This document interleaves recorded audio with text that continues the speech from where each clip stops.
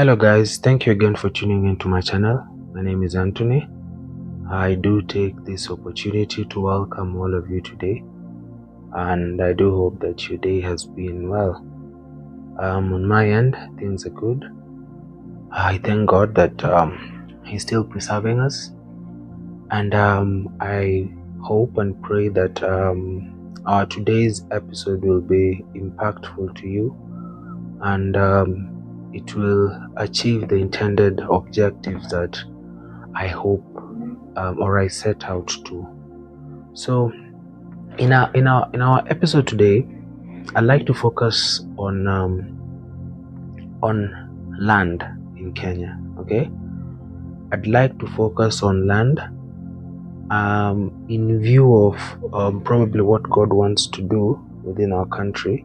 By now, you already know, if you are an avid follower of the channel, that I've been mentioning that change is about to come to Kenya, and there is a wealth redistribution period or era that will come upon Kenya.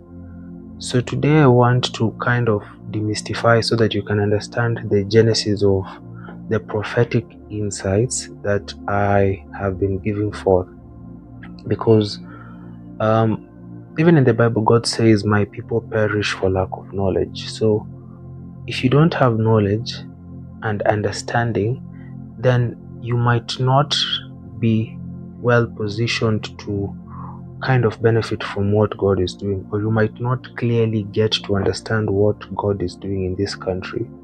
And so today I just like to give a background analysis so that we can understand why God wants to do what He wants to do in Kenya. Okay, so today I'm going to focus on land, and specifically the injustices of land and why God wants to correct that. Okay, so let me go back to the independence period. So before the white man came to Kenya, Kenyans were living on their land. Okay, and the vast space was open for anyone. So Kenyans were living comfortably within their tracts of land, and they were doing their farming and their normal activities. So the white man came, and when this white man came, he came with guns and weapons. So what the white man did is he dispossessed the locals or the indigenous people, and he made them to become slaves. So someone comes to your land, takes it by force, and then takes your whole village and makes you slaves to his land. That's what exactly happened during the colonial period. So when the independence time came for Kenya, when most of these colonialists were heading back, some of them remained. Okay, and those that remained were the farmers who had grabbed the land. So they had already invested and they were using Africans as slaves. So the leaders that we had back then were given independence because they were accustomed to the British way of life. Okay, so they were, when you take someone and then you assimilate them to mirror your cultures and traditions. So these were the leaders that were closest to the image that represented those British colonizers. So they felt comfortable giving them the control of the country because they still maintained some of the values. But now what happened when the first president was given charge of the country, they did not revert land back to the people. So those that were dispossessed originally, what happened is that this land that was reclaimed, which was not all of it, some of it was divided among those leaders that took power and their friends. Okay, and then those that were being held by the colonialists or the white settlers, Jomo Kenyatta agreed with them that this land should be sold back to us. So they went and took a loan in England to buy back this land. But now, if you can remember well, initially, the Africans were living there homogeneously on their own pieces of land. So when they were dispossessed, when this land was being reshared back, it was not done equally. So those who had connections or those who were close to the ruling elite were the ones that got these big parcels of land. So there remained a huge majority who were dispossessed from their own lands and now did not have anywhere to call their own places. So now, fast forward, as the subsequent leadership of this country transitioned, what usually happened is that those that were close to power,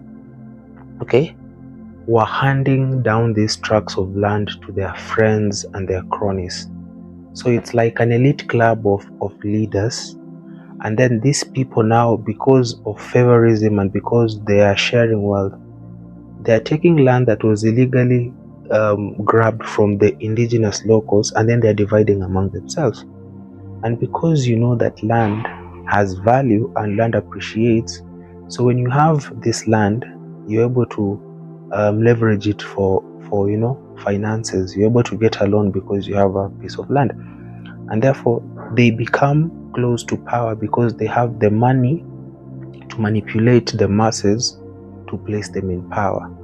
And then when they have power, they take the land that belongs to the people. So that's the genesis of where the land injustices began in Kenya. And when you go down the line, you start to see this trend being replicated by the subsequent presidents and the governments that came afterwards, such that those that are in power grab land that is meant for the local mwananchi. And they're just copying the same pattern that the colonialists use to replicate this barbarism to the normal people. That's why today you can see a member of parliament, a governor, or anyone in leadership can just come to your place, see that you have a prime land, and then they go and collude with the relevant authorities, and then they remove you from the title of that place. And because they have the resources, when you go to court, they can easily bribe the judges. So one thing we need to understand, why God wants to bring a change to this thing. Land is an asset. Land comes from God. No human being has the capacity to manufacture land. No leader, no politician was born with the land in his hand or in their stomachs. They came from their mother's womb naked. They came with nothing to this world. So when God apportions land to a nation, that land is meant to benefit the citizens of that country. And the allocation of land is supposed to be done in such a way that each person benefits from the land of that country, because it is a natural resource. That's why in the Bible there's a place that talks about when God was dividing the nations according to the sons of Israel, each were given a part. It shows that in God's system of distributing land, there's an element of justice, fairness, and equity so that people can benefit. But now what we have in Kenya is a culture that was started by colonialists, where they come and take your land by force. So people have huge chunks of land that are lying idle, while majority of the population has been dispossessed, or they do not even have land that they can use. And that's why sometimes you wonder, you go to these regions in Kenya and you see whole plots of land, almost half a county, and you're told this land belongs to one person. Then you're wondering, are these people normal? This land belonged to the people. You grabbed it. You're not even utilizing it 100%, probably 20-30% of it. then now you have people who are living as squatters in the land that originally belonged to their grandfathers, that they were dispossessed. So if we are so used to our world that we kind of don't understand how God operates. God does not work in time. God lives out of time.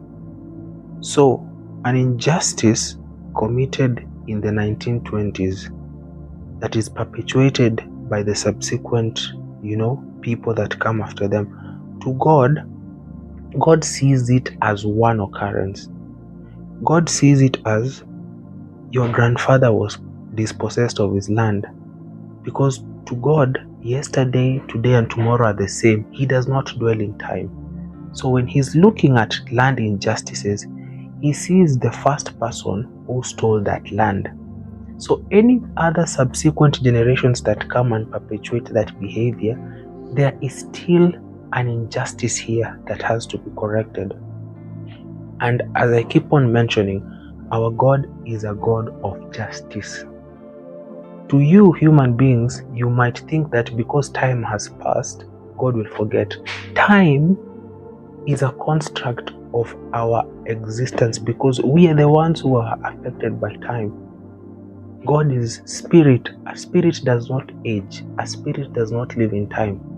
A spirit lives in a consistent state of just existence. It's a continuous state of being. He does not have a yesterday or tomorrow. God is just there. So you are the ones who are in time. Because how do we measure time? By the rising and the setting of the sun. Okay? So when God had not created the sun, how was he measuring time? Time existed for us in this world. So when justice is pending before God's eyes, he does not care how long it will take. Justice has to be done. And this is what you're seeing that these politicians in Kenya don't seem to understand. Where you see people having a huge appetite or a greed for land that belongs to people. Someone owns almost half a county or a quarter a county. The land one person owns is so big, and logically we know this person is not a scientist. They did not come out with a product that made them have the resources to acquire that land. This is stolen land.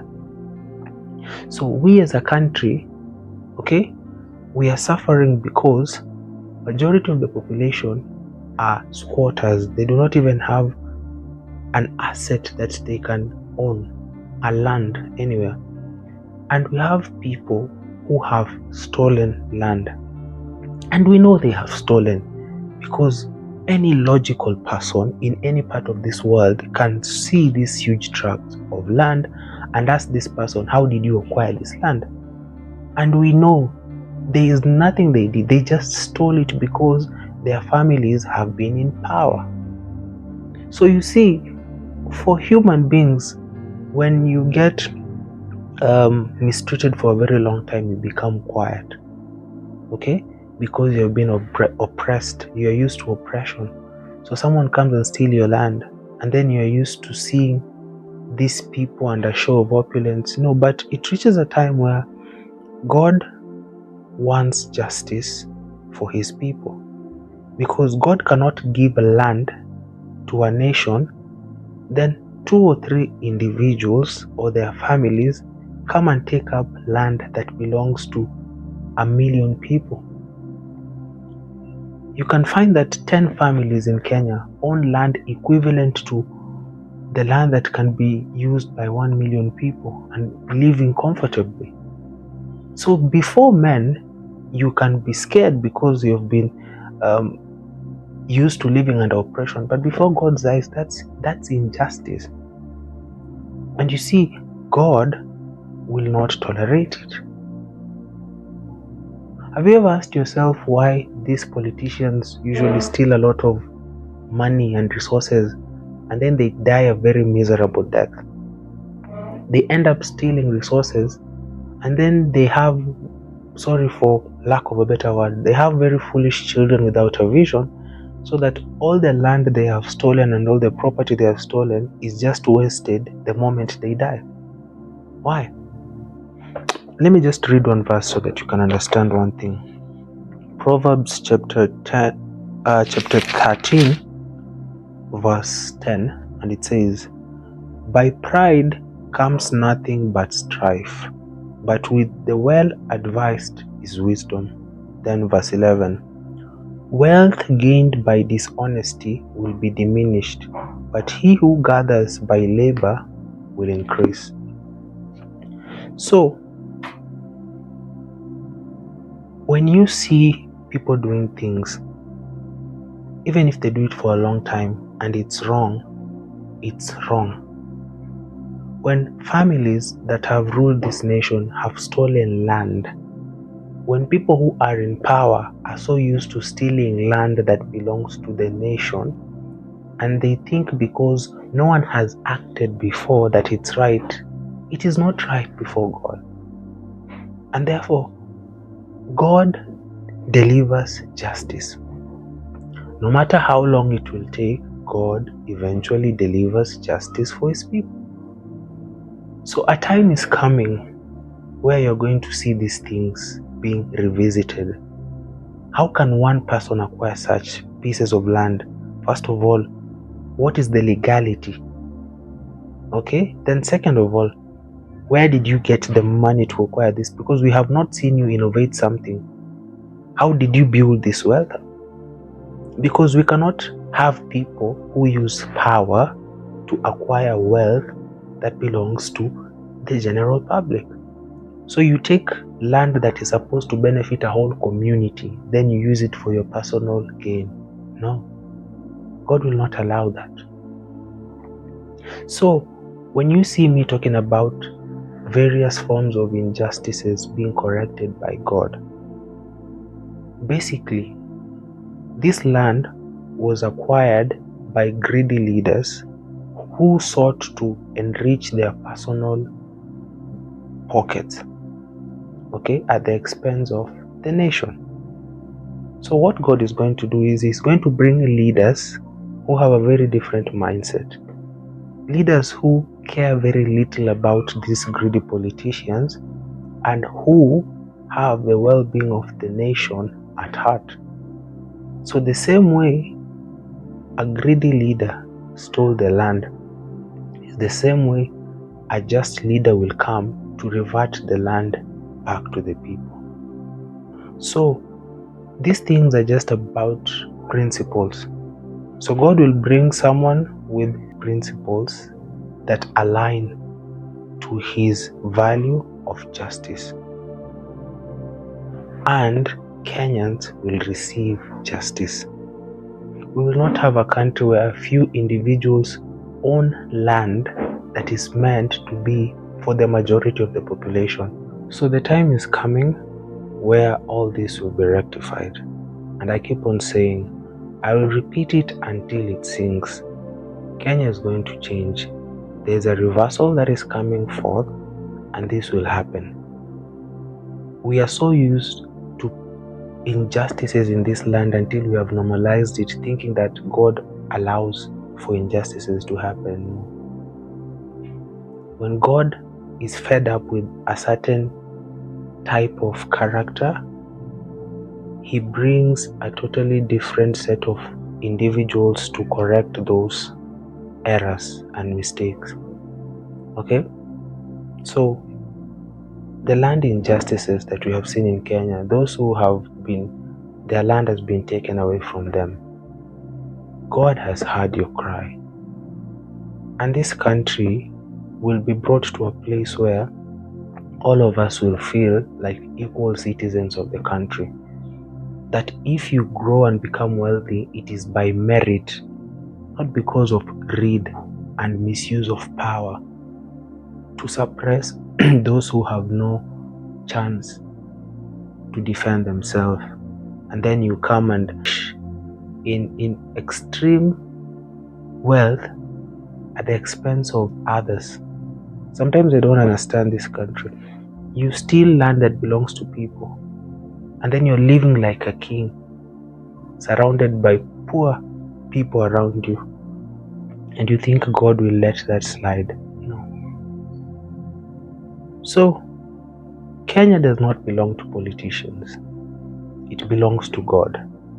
And because land is given by God, He will ordain how that will be distributed to His people. Those who thought that they have stolen land and now they are comfortable, you just wait and see what will happen. This land that you think you have stolen and you are very, safe and comfortable and quiet, if you got it the right way, well and good. But if you stole it, if you muzzled your way to get it, if you used power to suppress others, woe unto you. So I will end it at that for today. Thank you for lending me your ears. And I hope to see you again for my next episode, whenever that will be. I'll just continue regurgitating these points and try to bring you to the awareness of why God is ordaining change in Kenya and why this is important for you to know. Okay, so thank you. Like, share, and subscribe, and I hope to see you for the next episode. So cheers, God bless you, and God bless Kenya.